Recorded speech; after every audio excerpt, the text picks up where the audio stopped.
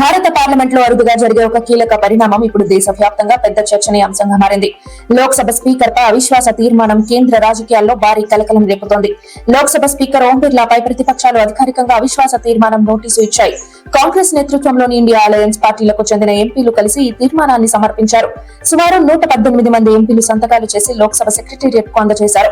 అయితే ఈ జాబితాలో ఒక ఆసక్తికర అంశం కనిపించింది. ప్రతిపక్ష ప్రధాన నేత రాహుల్ గాంధీ పేరు సంతకాల జాబితాలో లేకపోవడం రాజకీయ వర్గాల్లో పెద్ద చర్చకు దారితీసింది.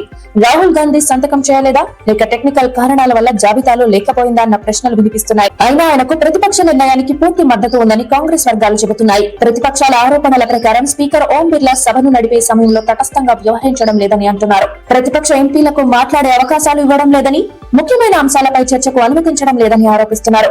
కొంతమంది ఎంపీలను సస్పెండ్ చేయడం, మైక్ ఆఫ్ చేయడం, చర్చలకు అడ్డంకులు సృష్టించడం జరిగిందని విమర్శిస్తున్నారు. ఈ పరిస్థితుల్లో స్పీకర్ పై విశ్వాసం లేదని చెబుతూ అవిశ్వాస తీర్మానం తీసుకొచ్చారు. లోక్సభ స్పీకర్ ను తొలగించడానికి భారత రాజ్యాంగంలోని ఆర్టికల్ 94C ప్రకారం ప్రత్యేక తీర్మానం తీసుకురావచ్చు. ఈ ఆర్టికల్ ప్రకారం లోక్సభ సభ్యులు స్పీకర్ పై విశ్వాసం లేదని భావిస్తే అవిశ్వాస తీర్మానం తీసుకురావచ్చు. అయితే ఒక ముఖ్యమైన నియమం ఉంది. ఈ తీర్మానం సభలో చర్చకు రావాలంటే కనీసం 14 రోజుల ముందుగా నోటీసు ఇవ్వాలి. అంటే నోటీసు ఇచ్చిన తర్వాత 14 రోజుల గడువు పూర్తయ్యాకే సభలో చర్చ మరియు ఓటింగ్ జరుగుతుంది. అవిశ్వాస తీర్మానం వచ్చిన వెంటనే స్పీకర్ ఓం బిర్లా కీలక నిర్ణయం తీసుకున్నారు. తీర్మానం పెండింగ్ లో ఉన్నంత వరకు తాను స్పీకర్ కుర్చీలో కూర్చోబోనని ప్రకటించారు. సభను కూడా తానే నడపబోనని తెలిపారు. ఇది పార్లమెంటరీ సంప్రదాయం ప్రకారం నైతిక నిర్ణయం అని తెలుస్తోంది. తనపై అవిశ్వాసం ఉన్నప్పుడు తానే సభను నడపడం సరికాదని ఈ నిర్ణయం తీసుకున్నట్లు సమాచారం. దీంతో ప్రస్తుతం సభ కార్యక్రమాలను డిప్యూటీ స్పీకర్ లేదా ఇతర సభ్యులు నిర్వహించే అవకాశం ఉంది. నోటీసు సమర్పించిన తర్వాత 14 రోజుల గడువు పూర్తి అవ్వాలి. ఆ తర్వాత ఈ తీర్మానం సభలో చర్చకు వస్తుంది. చర్చ జరిగిన తర్వాత లోక్సభలో ఓటింగ్ నిర్వహిస్తారు. మెజారిటీ సభ్యులు మద్దతిస్తే స్పీకర్ పదవి నుంచి తొలగించబడతారు.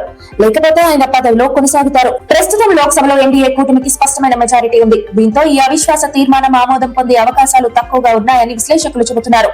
అయినా రాజకీయంగా ఇది పెద్ద సంకేతంగా భావిస్తున్నారు. ప్రతిపక్షాలు ప్రభుత్వంపై మరింత దూకుడుగా వ్యవహరిస్తున్నాయని స్పష్టమవుతోంది.